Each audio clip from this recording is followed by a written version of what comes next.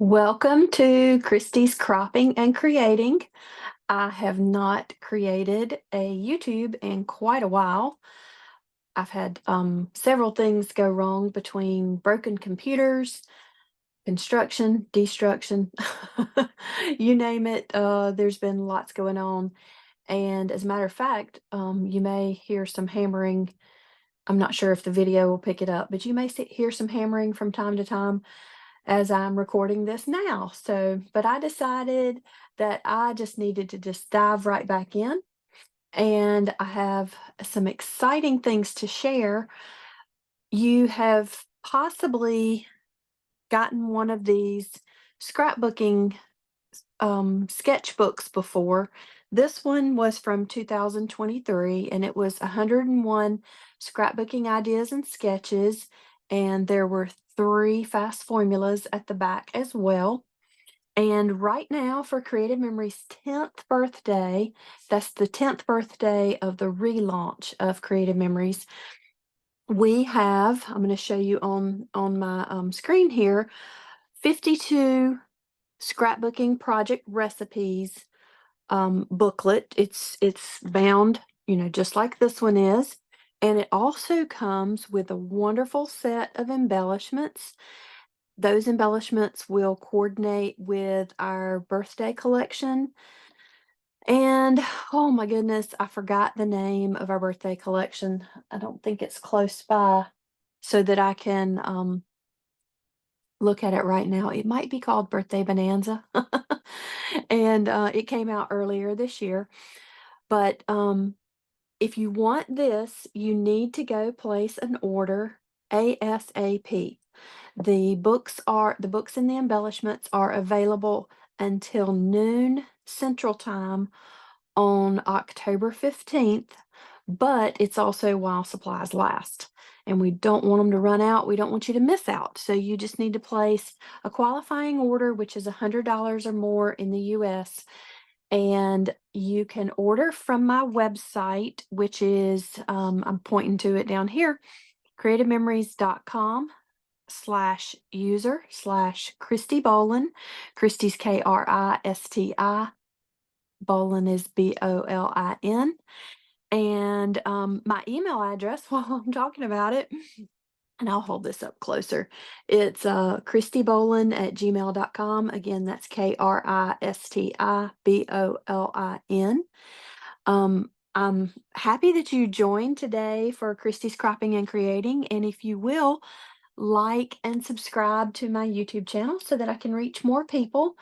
And also, I do teach a weekly class on Wednesday evenings. It is recorded so that if you can't join live, you can join in later. At your convenience, you can watch the class. It starts at 7:30. I'm not sure if I said that, and that is Eastern time.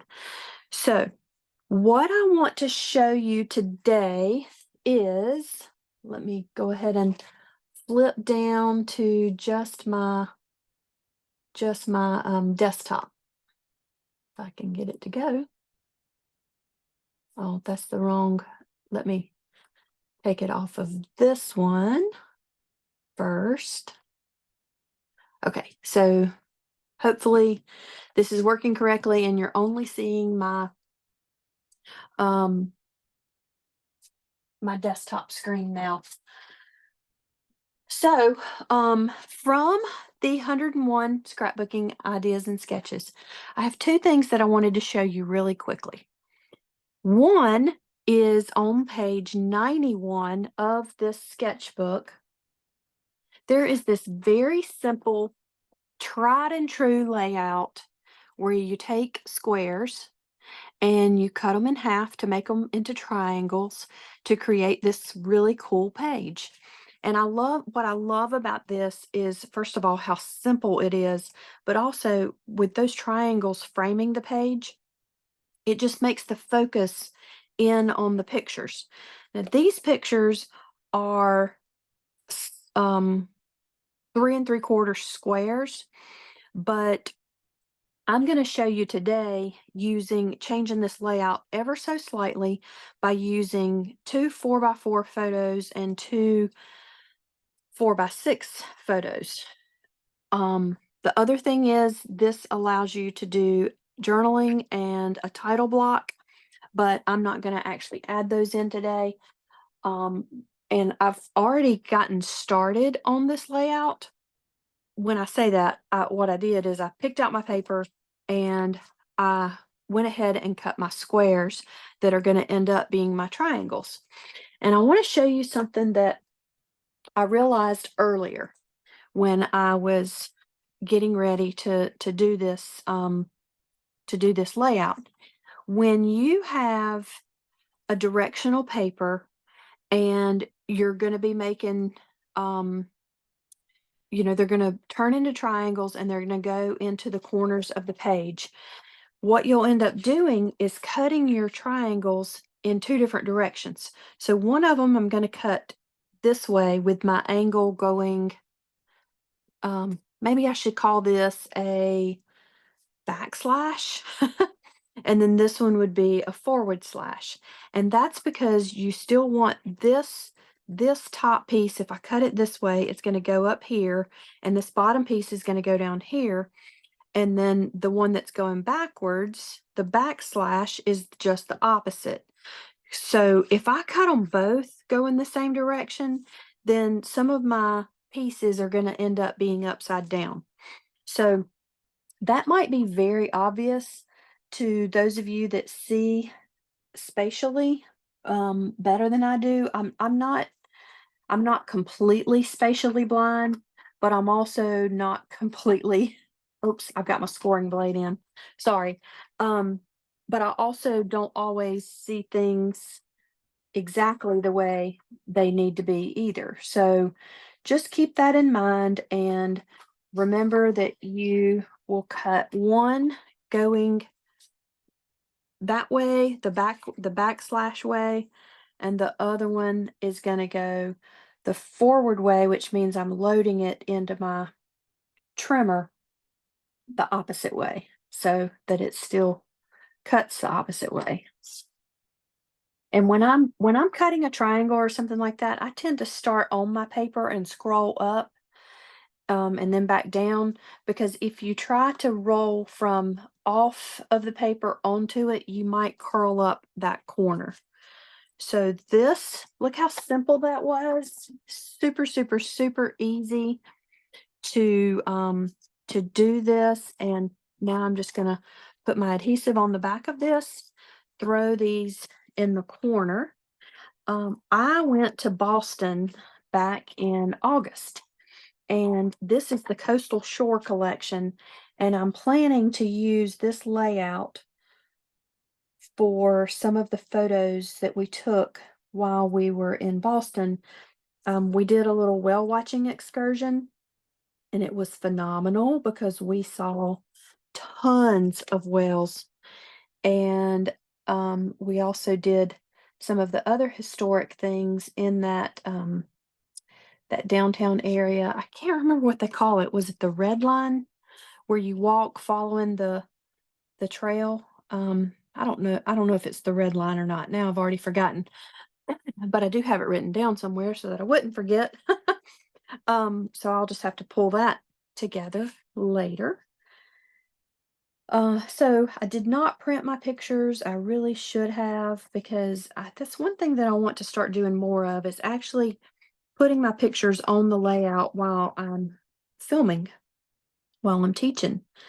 So y'all maybe hold me to that so that next time I will actually have some photos to put on these mats. So essentially, this is how I'm going to choose to lay it out. I don't want this one, completely on top of this the way it is in the sketch, because I want to see more of my corner, my triangle. That's what I'm trying to say. I want to see more of that design on that paper. So you can follow a sketch exactly as you see, or you can change it up the way I'm changing mine up. So just keep that in mind whenever you are creating yourself. And This is representing the actual this is representing the photo, but it could also be that you do cut your pictures um smaller than this so that this works as a mat rather than the actual size of the photo. I probably didn't say that exactly right because I'm multitasking, but what I mean is, like on this sketch, it does have where the pictures should be matted, and I'm not worrying about matting mine. I'm just using these photo holders as photo holders. But if you do want to mat your pictures, you certainly can. And the great thing about our sketchbooks now is that when we have sketches, they do come with measurements, but of course you can change it up as well. I did use a 4-inch square to make my triangles, and that is what is suggested here. Again, that would be a 4-inch mat for a 3 3/4 inch photo. This title block and journaling block is 4 inches by 2 inches, so it is the same width as your photo mat, but it's only 2 inches deep. So that's the really quick. Look how cool that is, and it's going to look really good when I slap my pictures on here. It already looks good, even with the fake pictures or the photo holders. And I might end up moving. I do use repositionable adhesive. I may end up moving these 4x4s around just ever so slightly because I'm not 100% sure about this. But the good thing is there's no right or wrong in scrapbooking. So even, you know, you should be happy with what you do, but also don't worry about being a perfectionist about things. So, shoot, some of my things may even be crooked too. So, because I was going so fast. All right, so that's layout number one. And I'm going to take a sip of water while I'm flipping to page 101.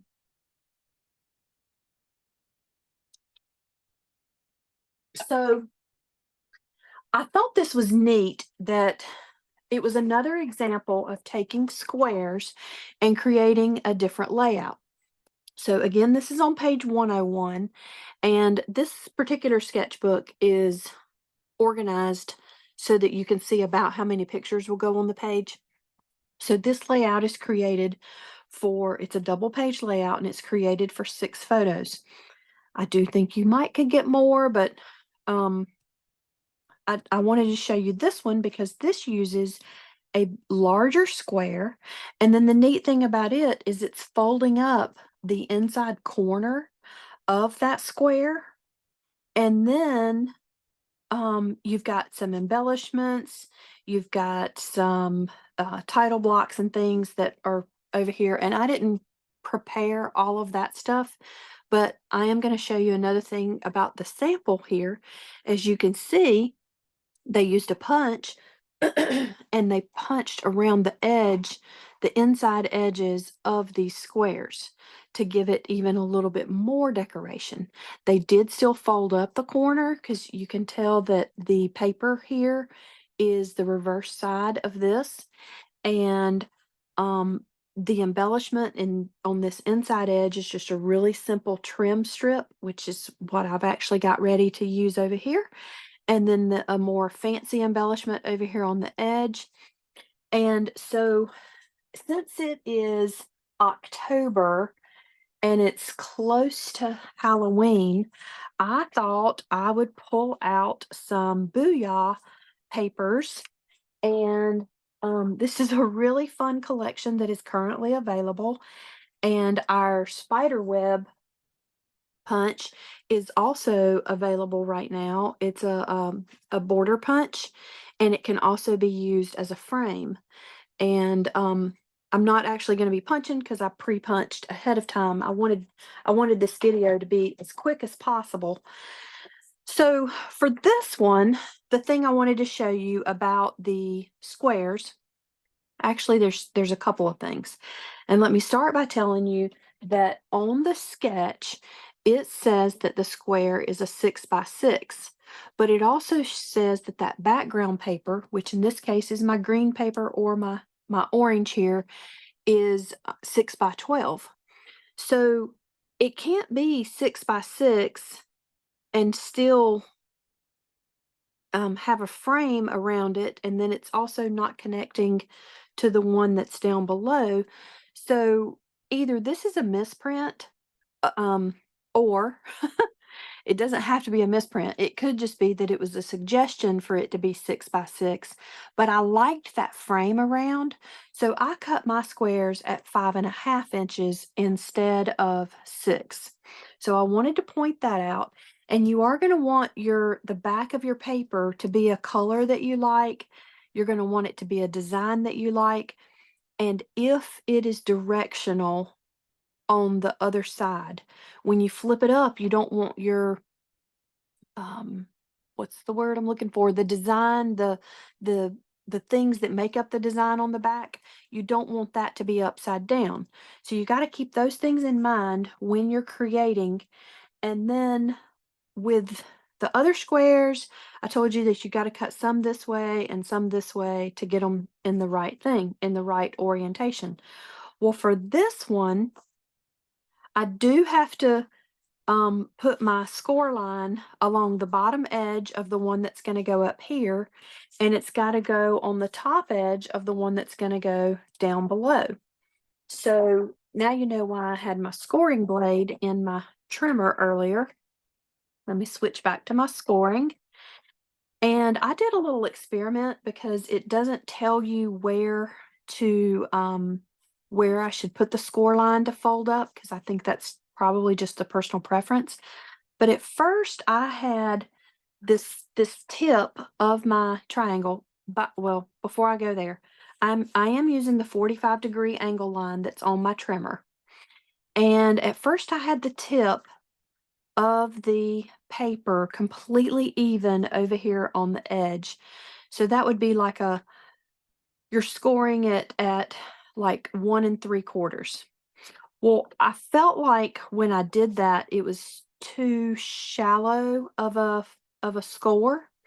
So I slid it back up, and at first I was going to slide it up even more, but then it was getting to be too it was too much of a fold. It was going to fold in way more than I wanted to. So I decided to just bring it to right here where the opposite edge is meeting the side of my trimmer. So that's basically the 5.5 inch mark. Again, I'm keeping my paper here on the 45-degree angle. And if I were estimating, I would say about 1/2 inch is hanging off the edge. So this is what I chose to do for my triangles. And after you score it, just gently fold along that line and see how it to me it looks very proportionate. It looks like I've got about probably 2 inches here and 2 inches here left of the square part of it. And then that is just a nice way to show the purple and the other color stars that are on the back. Okay, so I did the bottom right-hand corner of this one. I need to do the top left-hand corner of this one. So I'm just going to angle it in my trimmer this way. And this paper, I did like the horizontal lines. I keep wanting to call it my candy corn paper because with that color scheme, it makes me think of candy corn, even though there's no white on it. So if you hear me say the candy corn paper, that's why. It's because it is this stripe. So there's that. And I shouldn't need that trimmer anymore. Now, I've already told you that I do love using repositionable adhesive.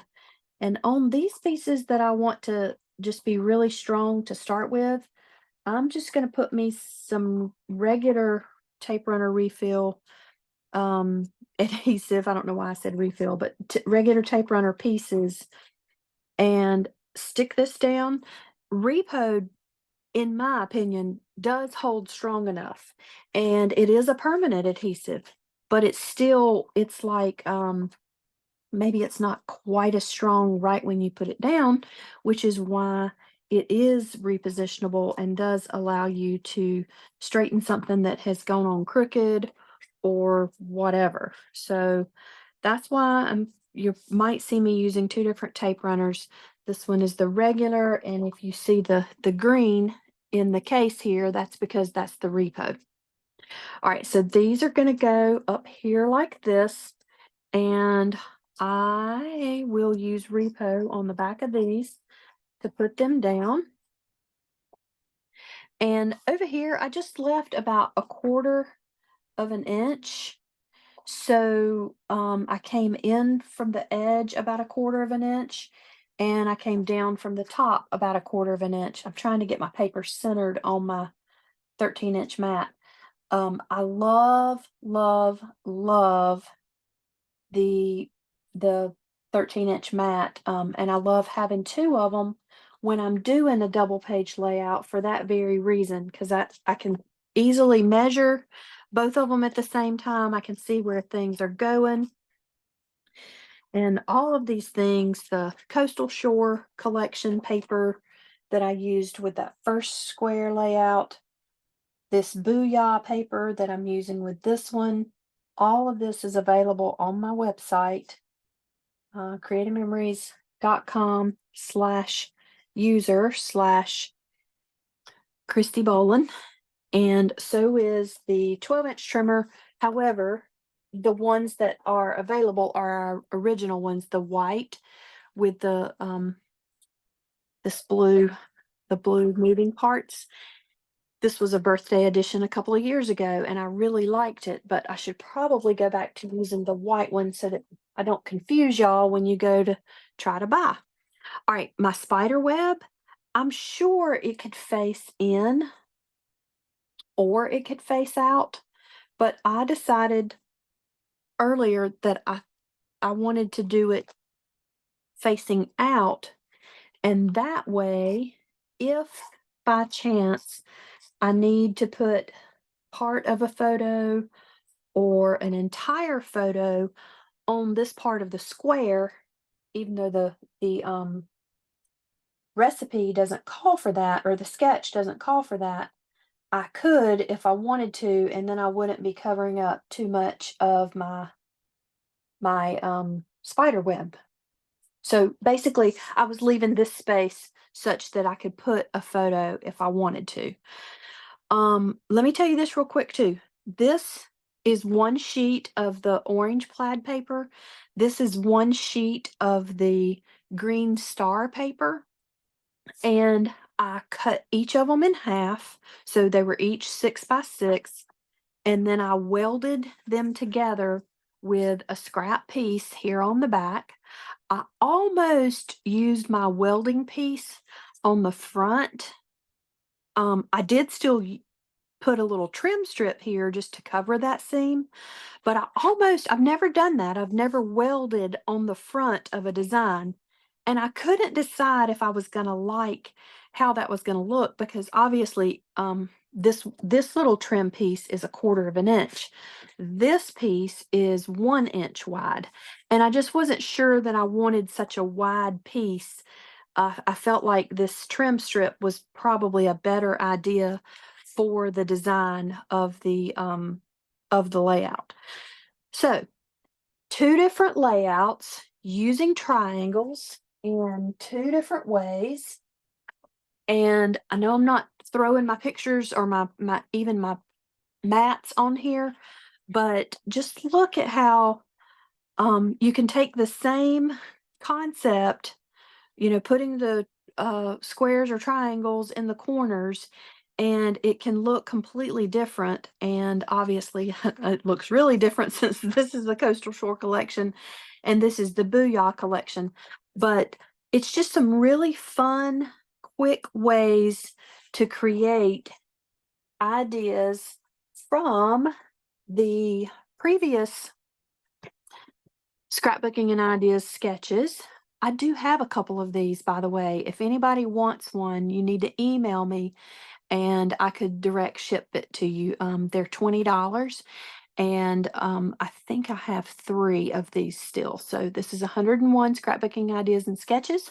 But when you place an order on my website, you'll get the 52 scrapbooking project recipes and the embellishments for free with your order.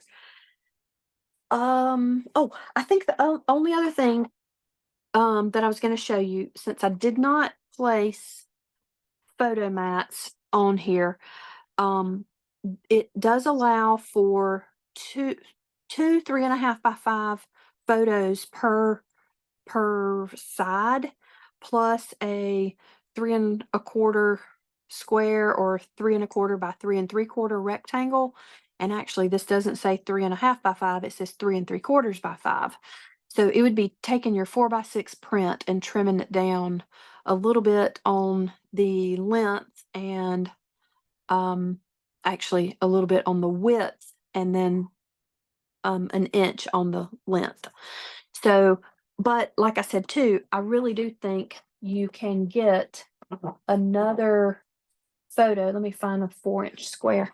I think if you wanted to, you could still put a picture here. Maybe that one is too big though. So maybe I'm wrong in saying that you could. Let's see about this 3.5. Oh, see, that would be possible, maybe, and not cover up so much of the design. Something to think about. Just take a sketch and create what makes you happy. Use the sketch as a jumping off point, and you can have fun with your layout too. All right. Thank you for joining me, and hopefully I will be back weekly again.